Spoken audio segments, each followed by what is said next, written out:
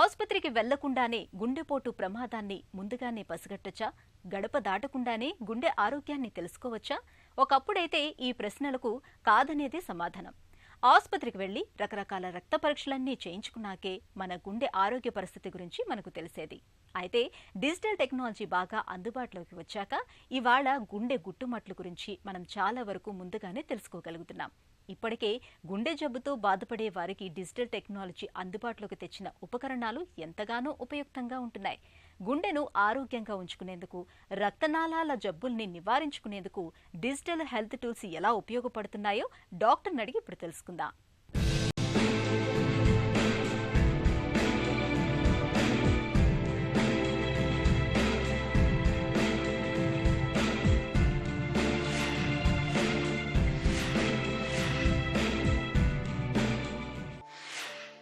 గుండె వైద్యంలో టెలిమెడిసిన్ ప్రాధాన్యం ఏంటి? పేషెంట్స్కి లాస్ట్ 1.5 ఇయర్లో టెలిమెడిసిన్ ద్వారా హాస్పిటల్కి రాకుండానే కన్సల్టేషన్ దాదాపు 50% ఆఫ్ కన్సల్టేషన్స్ మనం టెలిమెడిసిన్ ద్వారా వాళ్ళు ఎక్కడైతే ఇంటి దగ్గర ఉన్నారో అక్కడి నుంచే మన వ్యాధి నిర్ధారణ, అదేవిధంగా ట్రీట్మెంట్ అందించడం ఇవన్నీ జరిగినాయి. ఓన్లీ ప్రొసీజర్ అవసరమైనప్పుడే హాస్పిటల్కి రావడం జరిగింది. ఇది ఈ కోవిడ్ ప్రభావం వల్ల చాలా ముందుగానే మనం ఈ టెక్నాలజీని అడాప్ట్ చేసుకునే దానికి అవకాశం దొరికింది. టెలిమెడిసిన్ ముఖ్యంగా ఏం చేస్తుందంటే ప్రజలు ఎస్పెషలీ రిమోట్ విలేజెస్లో కానీ లేకపోతే మంచి హెల్త్ సెంటర్స్కి బాగా దూరంగా ఉన్న విలేజెస్లో ప్రజలు నివసిస్తున్నప్పుడు వాళ్ళకి డైరెక్ట్గా స్పెషలిస్ట్ దగ్గర కానీ రీజనబుల్ సెకండరీ కేర్ సెంటర్స్ కానీ వచ్చే అవకాశం చాలా తక్కువగా ఉంది. కాబట్టి ఈ టెలిమెడిసిన్ ద్వారా కన్సల్టేషనే కాకుండా కొన్ని సందర్భాల్లో ఈసీజీ, ఎకో రిపోర్ట్, అదేవిధంగా అల్ట్రాసౌండ్, కొన్ని సెంటర్స్లో సిటీ స్కాన్లు కూడా ఈ టెలిమెడిసిన్ ద్వారా మెడికల్ సెంటర్కి ట్రాన్స్మిట్ అయిన తర్వాత వ్యాధి నిర్ధారణ జరిగి దానికి సంబంధించిన ట్రీట్మెంట్ అడ్వైస్ కూడా ఇవ్వడం జరిగింది. సో ఒకటి డిస్ప్లేస్మెంట్ జరగదు, అడాప్షన్ ఆఫ్ ట్రీట్మెంట్ అనేది చాలా ఫాస్ట్గా అండ్ కన్వీనియంట్గా కూడా జరుగుతుంది, కాస్ట్ ఎఫెక్టివ్గా కూడా ఉంటుంది. గుండె ఆరోగ్యం విషయంలో డిజిటల్ టూల్స్ ఎలా తోడ్పడుతున్నాయి?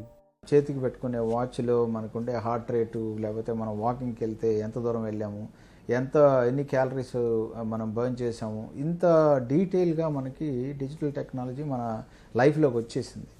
దీన్ని మన కొన్ని హార్ట్కి సంబంధించిన ప్రివెంటివ్ ఆస్పెక్ట్స్లో కానీ, అదేవిధంగా డయాగ్నోసిస్ ఆస్పెక్ట్స్లో కానీ, అదేవిధంగా కొన్నిసార్లు ఎమర్జెన్సీ సిచ్యువేషన్స్లో transmission of information and immediate treatment advice కానీ, ఆపరేషన్ అయిన తర్వాత లేకపోతే ప్రొసీజర్ అయిన తర్వాతను గుండె జబ్బులు నివారణ అంటే మనందరికీ తెలిసిందే, ఏదో ఒక ప్రొసీజర్, ఏదో స్టెంట్ అనో, బైపాస్ అనో, వాల్వ్ అనో ఏదైనా ఆపరేషన్ అయినా కానీ లేదా ప్రొసీజర్ అయిన తర్వాత అంతటితో అయిపోదు. లైఫ్ లాంగ్ దాని గురించి కొంత అవగాహన పెంచుకొని ప్రివెంటివ్ ఆస్పెక్ట్స్ కంటిన్యూ చేస్తేనే మన ఆయుష్ ఎంతకాలం ఆయుర్దాయం ఉంటుందో అంతకాలం మనం సుఖంగా ఉండటానికి అవకాశం ఉంటుంది. సో ఇటువంటి ప్రివెంటివ్ ఆస్పెక్ట్స్ అంటే కార్డియాక్ రీహాబిలిటేషన్ ప్రోగ్రామ్స్లో కూడా ఇవాళ డిజిటల్ టెక్నాలజీ చాలా ముందడుగు వేసింది. ఫర్ ఇన్స్టెన్స్ మనం చెస్ట్ పెయిన్ వచ్చినప్పుడు ఈ హ్యాండ్ వాచ్ ద్వారా కానీ, లేకపోతే ప్యాచ్ ద్వారా కానీ, లేకపోతే బ్యాండ్ ద్వారా కానీ ఎనీవేర్ బిట్వీన్ ఒక ఛానల్ కానీ 6 ఛానల్స్ కానీ ఈసీజీ మనం నియరెస్ట్ హాస్పిటల్కి ట్రాన్స్మిట్ చేసే అవకాశం ఉంటుంది.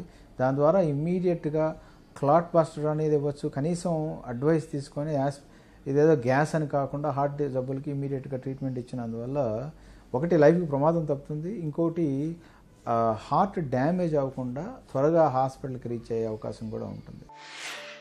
పక్షవాత బాధితులకు డిజిటల్ టూల్స్ ఎలా సహాయపడుతున్నాయి?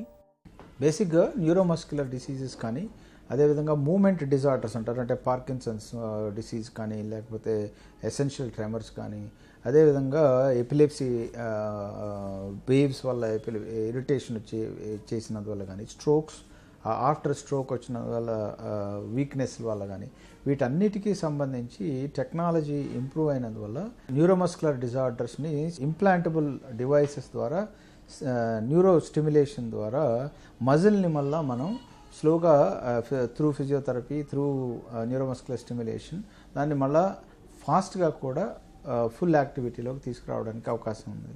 అదేవిధంగా స్ట్రోక్ వచ్చిన వాళ్ళకి ఈ వీడియో గేమ్స్ ద్వారా eye movement coordination and auto suggestion and through ఈ గేమ్స్లో పార్టిసిపేట్ చేసినందువల్ల కోఆర్డినేషన్ ఆఫ్ ద మూమెంట్స్ కూడా చాలా ఫాస్ట్గా, అంటే innovative way of giving physiotherapy. ఇంతకుముందు ట్రెడిషనల్ ఫిజియోథెరపీ ఒక సెంటర్కి వెళ్ళి అక్కడ స్లోగా ఒక్కొక్క మజిల్ని చేసుకునే పరిస్థితి కాకుండా ఫాస్ట్గా వీటిని మళ్ళా మనం రీహాబిలిటేషన్ ద్వారా నార్మల్ యాక్టివిటీ తీసుకురావడానికి మాత్రం చాలా పాసిబిలిటీ ఉందండి. హార్ట్ ఫెయిల్యూర్ బాధితులకు డిజిటల్ పరికరాలు ఎలా ఉపయోగపడుతున్నాయి? బేసిక్గా హార్ట్ ఫెయిల్యూర్ అనేది లాంగ్ టర్మ్ ప్రాబ్లం అండి. అంటే హార్ట్ పంపింగ్ వీక్ అయ్యి పేషెంట్కి వాటర్ నిలబడిపోవడం ఇవన్నీ జరుగుతుంది. అది కాకుండా ఇర్రెగ్యులర్ హార్ట్ బీట్ అంటే వెంట్రిక్యులర్ ఫిబ్రిలేషన్ అనేది చాలా ఎక్కువ చూస్తుంటాం హార్ట్ ఫెయిల్యూర్ పేషెంట్స్లో. ఎస్పెషలీ హార్ట్ అటాక్ వచ్చి ఒక మచ్చలాగా తయారైనందువల్ల గుండె కంటరం, దానిలో నుంచి ఎలక్ట్రికల్ యాక్టివిటీ వచ్చి వెంట్రిక్యులర్ ఫిబ్రిలేషన్ అనేది సడన్ కార్డియాక్ డెత్ అంటారు వీటిని. అంటే రిమోట్గా సడన్గా ఇంట్లో పడుకుని పొద్దున్న లేవలేని పరిస్థితి ఉంటుంది. వీటన్నిటి కారణం heart irregularities, especially ventricular arrhythmias అంటారు. వీటిని ప్రివెంట్ చేయడానికి ఇంప్లాంటబుల్ పేస్ మేకర్ అంటారు దీన్ని, బట్ బేసిక్గా దీన్ని ఐసీడీ అంటారు, ఇంప్లాంటబుల్ కార్డియాక్ డిఫిబ్రిలేటర్ అని చెప్పి. సో అది whenever it detects irregular heart beat ఎట్లయితే వస్తుందో ఇమీడియట్గా దానికి షాక్ డెలివరీ చేసి, వెరీ స్మాల్ షాక్ డెలివరీ చేసి దాన్ని నార్మలైజ్ చేసినందువల్ల సడన్ కార్డియాక్ డెత్ని ప్రివెంట్ చేయడం జరుగుతుంది. అదేవిధంగా ఎక్కువ మంది హార్ట్ ఫెయిల్యూర్ ఉండి హార్ట్ పంపింగ్ కనుక ఇంప్రూవ్ అయ్యే పరిస్థితి లేకపోతే ఇంప్లాంటబుల్ డివైసెస్, హార్ట్ మేట్స్ అని, హార్ట్ మేట్ 2, హార్ట్ మేట్ 3 అని ఇప్పుడు అది లైసెన్స్డ్ ప్రోగ్రామ్. ఎస్పెషలీ హార్ట్ ట్రాన్స్ప్లాంట్లో మనకి హార్ట్ దొరకనప్పుడు ఈ డివైసెస్ ద్వారా patient can have normal life 5 years 10 years. ఇప్పుడు చాలా అడ్వాన్స్డ్ మెషిన్స్ వచ్చినందువల్ల ఈ హార్ట్ ఇంప్లాంటబుల్ డివైసెస్ వల్ల దే కెన్ హ్యావ్ మళ్ళీ నార్మల్ లైఫ్ లీడ్ చేసే పరిస్థితి కూడా మనం ఇప్పుడు గమనిస్తున్నాం.